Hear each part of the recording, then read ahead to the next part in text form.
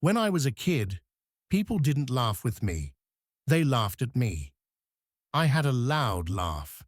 Not cute, not delicate. The kind of laugh that arrives before you do. The kind of laugh that sounds like it tripped on the way out. At school, teachers would stop in the middle of a sentence and ask if everything was okay. I would nod, trying to swallow the rest of my laughter, my face red, my stomach hurting, because laughing was never quiet for me. Back then, I thought something was wrong with me. I thought I had to fix myself. So I tried being quiet. I tried being serious. I tried being normal. None of it worked, because even when I didn't say a word, people still looked at me, not because I was funny, but because I felt everything. Too much, too loudly, too honestly. I didn't plan to become a comedian. I didn't wake up one day and decide to make strangers laugh. Comedy found me the same way embarrassment always had, unexpected, public, and impossible to ignore. The first time I realized laughter could save me, I was 17. I was standing in front of my class, giving a presentation I hadn't prepared. My hands were shaking, my voice was cracking, and my brain was completely empty. So I said, the worst thing possible. Well, this is going terribly. And something magical happened.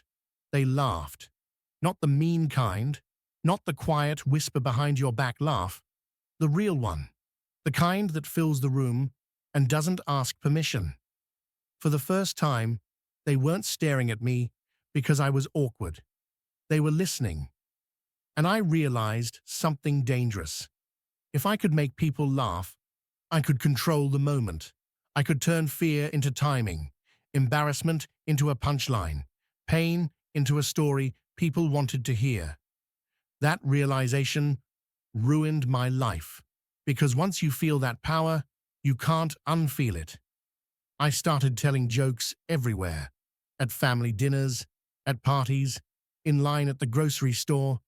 Once, I made a cashier laugh so hard she forgot to charge me for milk. I went back to pay. I'm honest, not a monster. But here's the truth no one tells you. Being funny doesn't mean being confident. Sometimes it means you're scared, and you learned how to survive by being entertaining. I wasn't trying to be famous. I was trying to be safe. Safe from silence. Safe from rejection. Safe from being invisible. My jokes came from real life, from bad dates, from worse decisions, from moments I wished no one had seen, but everyone did. Like the time I waved back at someone who wasn't waving at me. I committed to it, maintained eye contact, smiled. Then I realized they were waving at the person behind me. I turned around. No one was there. That moment right there, that's comedy gold. Because humiliation is universal. We've all been there. When I tell that story on stage, people don't laugh at me. They laugh because they recognize themselves. That's when I understood my job. I wasn't there to be perfect. I was there to be honest, to say the things everyone thinks, but no one admits. Why do we pretend we love mornings when the first thing we do is negotiate with the alarm clock? Why do people say, let's keep in touch, when both of us know we absolutely will not? And why do we read messages, get emotionally exhausted by replying, and then say, I'll answer later, as if later is a real place? The more I talked, the louder the laughter got. And something else changed too. When I laughed, the whole room stopped looking away.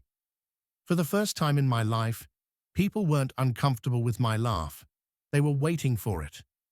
The first stage I ever stepped onto wasn't glamorous. No spotlight, no red curtains, no dramatic introduction. It smelled like spilled beer and regret. It was an open mic night at a bar where the microphone worked only if you held it at a very specific angle, like you were trying to unlock a secret level. I signed my name on the list and immediately wanted to erase it.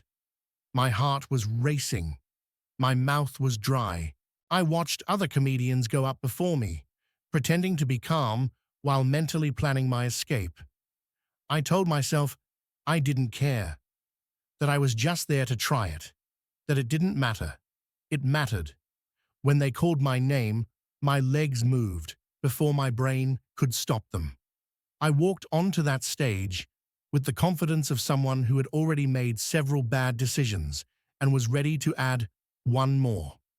I opened my mouth. Nothing. Not a joke. Not a word. Not even a sound. The silence was so loud, it felt personal. So I did what I always did when things went wrong. I told the truth. I promise I'm funnier in my head. They laughed.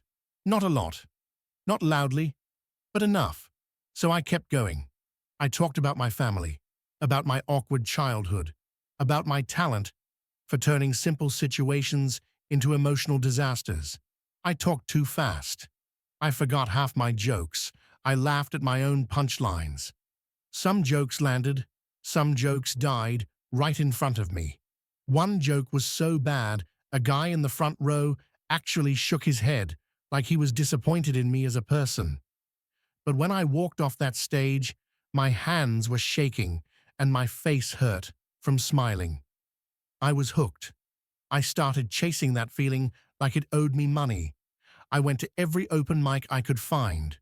Bars, coffee shops, back rooms of places that shouldn't legally have a stage. I performed for crowds of 3 people, 2 of whom were waiting for someone else. I bombed, constantly. I once told a joke so bad that someone coughed just to fill the silence. Another time, I slipped on the stage, recovered, and then realized no one thought it was part of the act. But here's the thing about bombing. It teaches you faster than success ever will. It teaches you timing. It teaches you humility.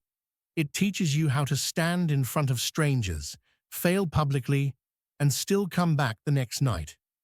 And slowly, something changed. I stopped trying to be funny. I started trying to be real. I talked about things that scared me, things I was embarrassed by, things I thought made me weak. And those were the jokes people laughed at the hardest. Because everyone has a mess. Everyone has a secret moment they replay in the shower and physically cringe. I just said mine out loud. One night, after a set I thought was terrible, a woman came up to me. She said, "I thought I was the only one like that." That sentence changed everything. I wasn't just telling jokes. I was reminding people they weren't alone. The laughter got louder. The rooms got bigger. I started getting invited back. I started getting paid, which was shocking because I had been doing this for free and humiliating myself willingly. Friends asked me when I was going to get a real job. My family asked when I was going to stop playing comedian. I didn't have an answer. All I knew was this. Every time I walked on stage, scared and honest and imperfect, people listened. And when I laughed, they listened even harder. The first time one of my jokes went viral, I didn't even realize it had happened. I was at home, in pajamas I had owned longer than some friendships, eating leftovers straight from the container, when my phone started vibrating like it was having an emotional breakdown. Messages, notifications, missed calls. At first, I thought something was wrong. Then I opened my social media. A short clip from one of my sets had been posted online. Just 30 seconds. One joke, one laugh, my laugh. By the time I refreshed the page, it had already been shared thousands of times. People were tagging their friends, commenting, quoting the punchline like it belonged to them. I sat there staring at my screen thinking, oh no, they can all see me. Comedy is funny like that. You spend years wanting people to notice you, and the moment they do, your first instinct is to hide. Suddenly, strangers knew my face, my voice, my laugh. That laugh I spent my childhood trying to quiet. People wrote things like, "I don't know who she is, but she feels real." I've never related to a joke more. That laugh just made my day. One comment said, "I came for the joke. I stayed for her." That one stuck with me, because that's when I understood something important. People don't fall in love with punchlines. They fall in love with presence. The pressure came fast. Everyone wanted the next joke, the next clip, the next viral moment. And suddenly, comedy didn't feel like therapy anymore. It felt like homework. I started second-guessing everything. Is this funny enough? Is this too honest? Is this too much? Is this not enough? I watched myself on stage instead of feeling the room. I chased laughs instead of listening to them. And the audience noticed. Laughter has a strange relationship with truth. The moment you try to force it, it slips away. One night, in a packed room, I told a joke I knew should work. It didn't. Silence. I smiled, kept going, told another one. Still nothing. That old panic crept back in, the one I thought I had outgrown. For a moment, I almost went back to safe jokes, polite jokes, jokes that didn't risk anything. Instead, I stopped. I looked at the crowd and said, "You ever feel like everyone expects you to be the same version of yourself forever?" The room went quiet, not uncomfortable, focused. I told them the truth, that being funny all the time is exhausting, that sometimes I wanted to be boring, that sometimes I was scared people only liked the version of me that made them laugh. And then I laughed, not because it was a punchline, because it was true. The room exploded. That night reminded me why I started. Comedy isn't about being perfect. It's about being brave. After that, my jokes changed.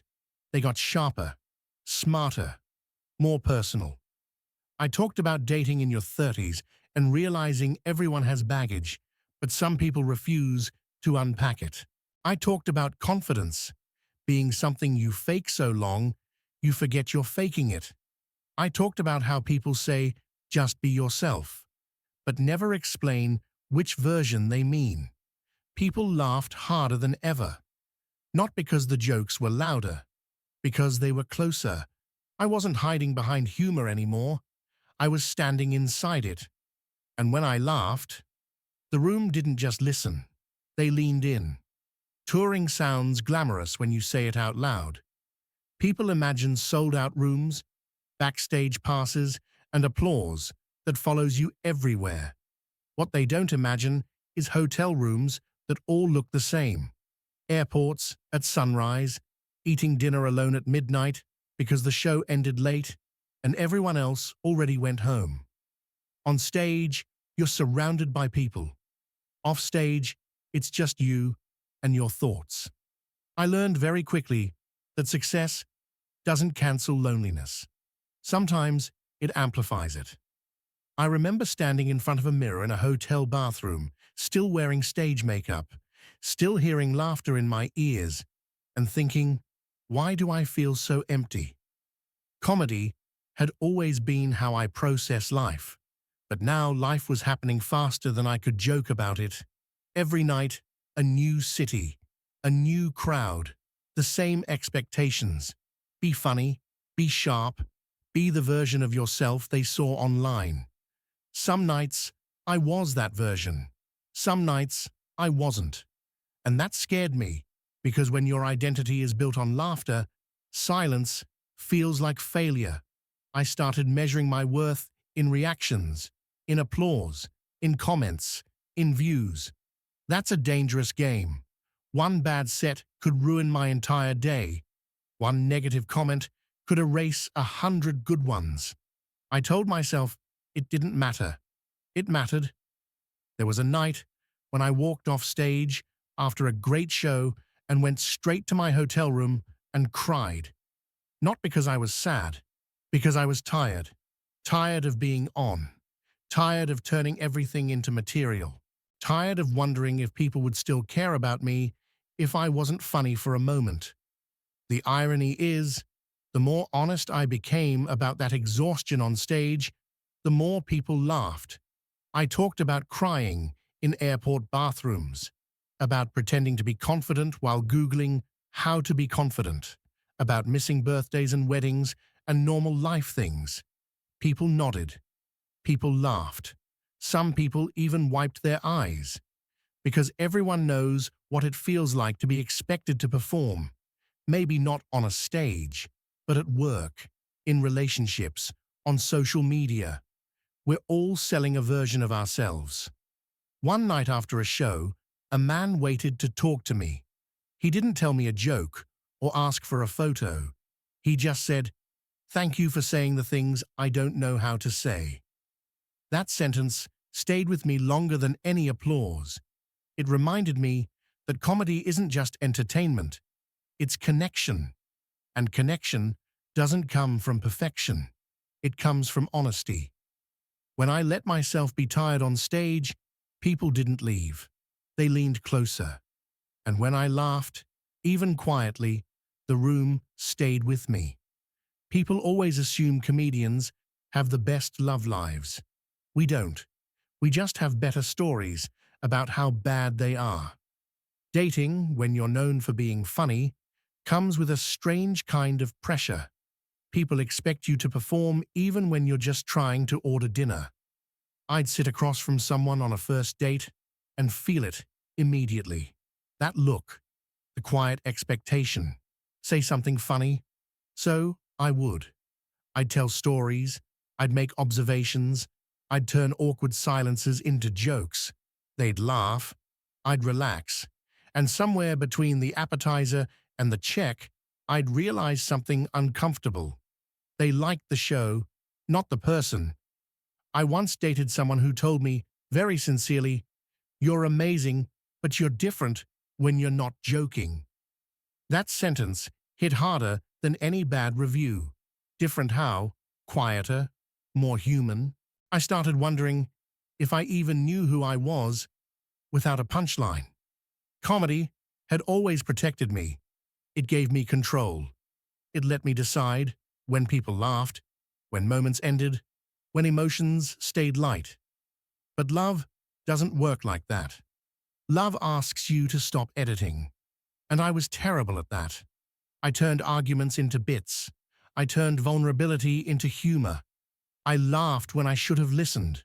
Not because I didn't care, because I was scared. There was a relationship I almost ruined because I couldn't stop being funny. Every serious conversation felt like a setup I needed to escape. One night, in the middle of a conversation that actually mattered, I made a joke. They didn't laugh. They just looked at me and said, "Can you not do that right now?" That was the moment I realized something important. Humor can open doors, but it can also keep people out. The best jokes in my career came from emotional honesty. But emotional honesty in real life felt much harder when there was no audience to reward it. So I did what I always did. I talked about it on stage. I joked about dating apps, about how everyone says they love to travel, but somehow never leave their city, about how people list communication as a strength and then disappear for 3 days. People laughed hard at those jokes because everyone has been ghosted.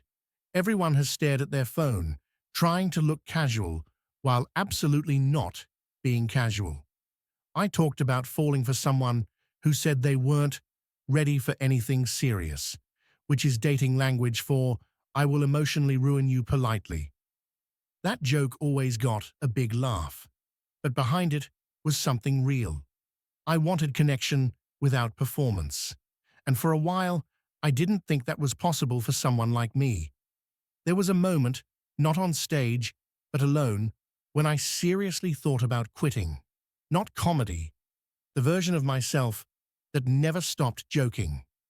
I wondered what would happen if I let people see me without the filter, without the timing, without the laugh as a shield. That question terrified me more than any silent room ever had, but it also felt honest. And honesty, I had learned, was always where the best stories began. There's a special kind of fear that comes when you realize the thing that made you loved might also be the thing hiding you. For me, that thing was humor. For years, I never let a moment stay serious for too long. If a conversation got heavy, I lightened it. If emotions got uncomfortable, I laughed first. People thought I was confident. I wasn't. I was careful. I knew exactly how to keep control, how to guide attention, how to make sure no one looked too closely at the parts of me that weren't ready to be funny. But eventually, even control gets exhausting. The breaking point didn't come during a bad show or a public failure.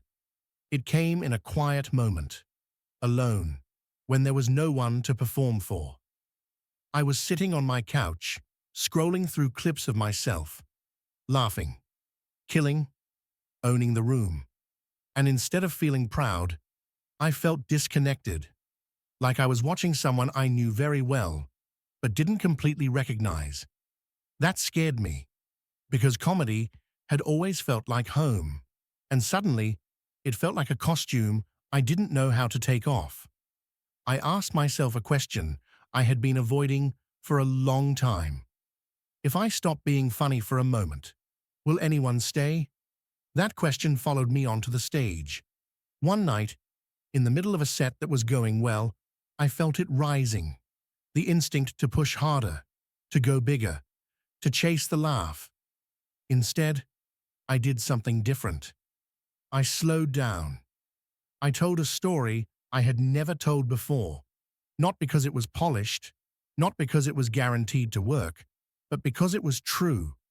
I talked about fear, about feeling replaceable, about worrying that the moment I stopped being entertaining, I would stop being wanted. The room went quiet. Not awkward, honest. I could feel my heart in my throat. Every second felt longer than the last. Then I laughed, softly, not as a punchline, as a release. And something unexpected happened. They laughed too, not loudly, not wildly, warmly, like they were saying, "We're still here." That night changed my relationship with comedy forever. I realized silence wasn't my enemy. It was my proof. Proof that people weren't just waiting for noise. They were waiting for connection. After that, my sets changed again. I left more space. I let moments breathe. I stopped apologizing for not being funny every second. And the laughter didn't disappear. It deepened. People didn't just laugh at the jokes. They listened to the pauses. They felt the truth underneath the humor. For the first time, I wasn't hiding behind comedy. I was standing beside it. And that felt scarier than any open mic ever had. But it also felt like freedom. The new version of my comedy didn't arrive with applause. It arrived with confusion. Some people loved it immediately. Others didn't know what to do with it. A few even told me kindly that they missed the old me, the louder me, the faster me, the version that never stopped smiling. At first, that hurt, because it felt like they were saying they missed the mask. But I reminded myself of something important.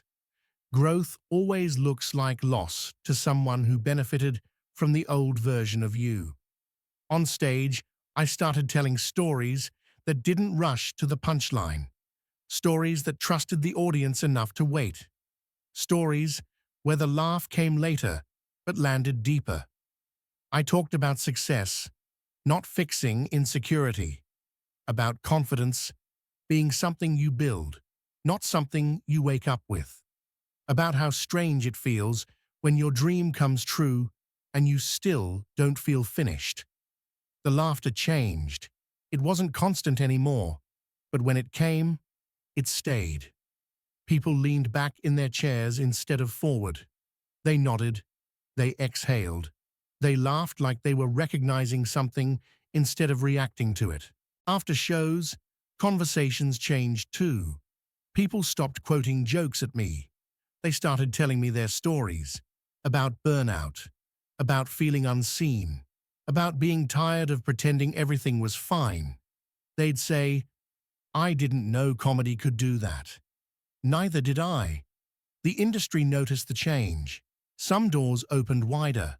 Some closed quietly. I stopped being easy. I stopped being background noise. I became specific. And specific isn't for everyone. But the people who stayed, stayed fully. I learned to trust that. I learned that not every room needs to explode. Some rooms just need to breathe together for a moment. The most surprising part? I was having more fun. Not because every show was perfect, but because I wasn't chasing approval anymore. I was sharing space. I laugh differently now too. Not as armor, not as a warning, but as an invitation. And the rooms responded. They always do when you give them something real. Recognition arrives quietly when you stop chasing it. I didn't notice the shift at first. There was no single moment where everything changed. Just a series of small signs that told me I was standing in a different place than before. Bigger rooms, longer lines after shows, emails that started with, "We've been watching your work." Awards followed, interviews, opportunities I used to dream about when I was telling jokes to 7 people in a bar that smelled like disappointment. People started calling me inspiring. That word made me uncomfortable, because I still felt like the same person who overthinks texts and reheats coffee 3 times before actually drinking it. Success didn't turn me into someone new. It just turned the volume up on who I already was. The difference was, I wasn't fighting it anymore. One night, after a show that ended with a standing ovation, I sat alone backstage and thought about that little girl with the loud laugh, the one who tried to make herself smaller, the one who thought being quiet would make her acceptable. I wished I could tell her this: your laugh will take you places. Your honesty will open doors. The things you're trying to hide will become the reason people listen. I stopped apologizing for taking up space, on stage and off. I laughed when something was funny. I stayed quiet when something mattered. I let moments land without rushing to rescue them. And people stayed. Not because I was perfect, because I was present. I realized success wasn't about being known. It was about being understood. The greatest compliment I ever received didn't come from a critic or a headline. It came from a woman who hugged me after a show and said, "I didn't feel alone tonight."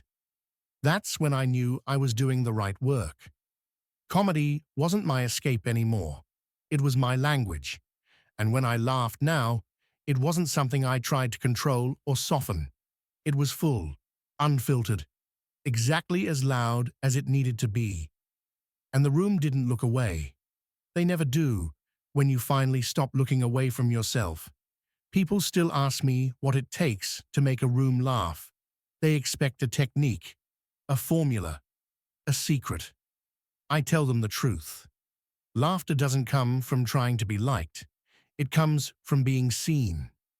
Every joke I've ever told that truly worked came from the same place. Not confidence, not cleverness, honesty. The kind that risks silence. The kind that admits fear before it finds humor. I used to think my job was to fill every second, to keep the noise going so no one would notice the cracks. Now I understand something different. Silence is part of the rhythm. So is vulnerability. When you allow both, laughter has somewhere to land. I don't know how long this career will last. I don't know what the next version of me will look like. And for the first time, I'm okay with that, because the goal was never to be famous. It was to be connected. Every time I step on stage now, I remember why I started. Not to impress, not to perform, but to tell the truth in a way people could breathe with. If you take anything from my story, let it be this.